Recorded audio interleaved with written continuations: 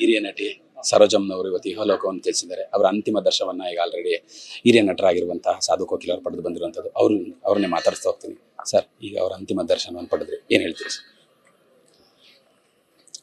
ಒಬ್ಬ ಮೇರು ಕಲಾವಿದೆಯನ್ನ ಕಳ್ಕೊಂಡಿದ್ದೀವಿ, ಅದು ಫಸ್ಟ್ ನಾನು ಹೇಳ್ಬೇಕು. ನಮಗೆಲ್ಲ ಡಾಕ್ಟರ್ ರಾಜ್ಕುಮಾರ್ ಸರ್, ಅಂಬರೀಷ್ ಅವರು, ವಿಷ್ಣುವರ್ಧನ್ ಸರ್,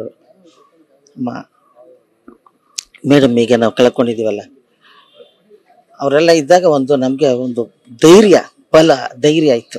ಒಬ್ಬೊಬ್ಬರೇ ಹಿಂಗೆ ಹೋಗ್ತಾ ಇದ್ರೆ ಮನಸ್ಸಿಗೆ ಬೇಜಾರಾಗುತ್ತೆ. ಆಮೇಲೆ ಇಂಥ ಒಳ್ಳೆ ಕಲಾವಿದರು, ಇಂಟರ್ನ್ಯಾಷನಲ್ ಎಂತೆಂಥ ಭಾಷೆಯಲ್ಲಿ ಮಾಡಿದ್ದಾರೆ, ಎಂತೆಂಥ ಹೀರೋಗಳ ಜೊತೆ ಮಾಡಿದ್ದಾರೆ, ಎಂತೆಂಥ ಪ್ರಶಸ್ತಿಗಳನ್ನ ತಗೊಂಡಿದ್ದಾರೆ.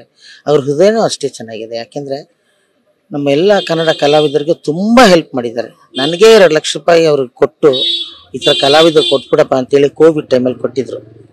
ಕಲಾವಿದರಿಗೆ ಫುಡ್ ಕಿಟ್ ಎಲ್ಲ ನಾವು ಕೊಟ್ಟಿದ್ವಿ ಆ 2 ಲಕ್ಷ ರೂಪಾಯಲ್ಲಿ. ಅದರಿಂದ ಅಂಥ ಒಂದು ಕಲಾವಿದರನ್ನ ಕಳ್ಕೊಂಡಿದ್ದೀವಿ, ಬೇಜಾರಾಗುತ್ತೆ. ಬಟ್ ದೇವ್ರು ಒಳ್ಳೆ ಸಾವು ಕೊಟ್ಟಿದ್ದಾನೆ. ಮನೇಲಿ ಕೂತಿದ್ದಂಗೆ ಅವರನ್ನ ದೇವರು ಕರ್ಕೊಂಡೋಗಿದ್ದಾನೆ.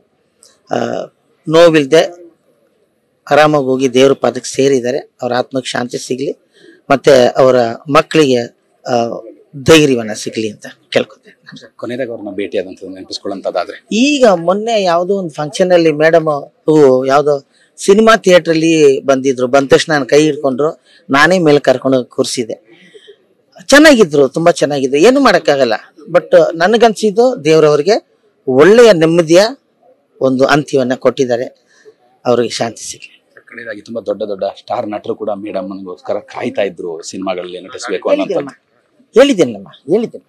ಇವಿಷ್ಟು ಕೂಡ ಹಿರಿಯ ನಟರಾಗಿರುವಂತಹ ಸಾಧು ಕೋಕಿಲ್ ಅವರ ಮತ್ತು ಕ್ಯಾಮರಾ ಪರ್ಸನ್ ಜಗನ್ ಜೊತೆ ಕಿರಣ್ ಸೂರ್ಯ, TV9 ಬೆಂಗಳೂರು.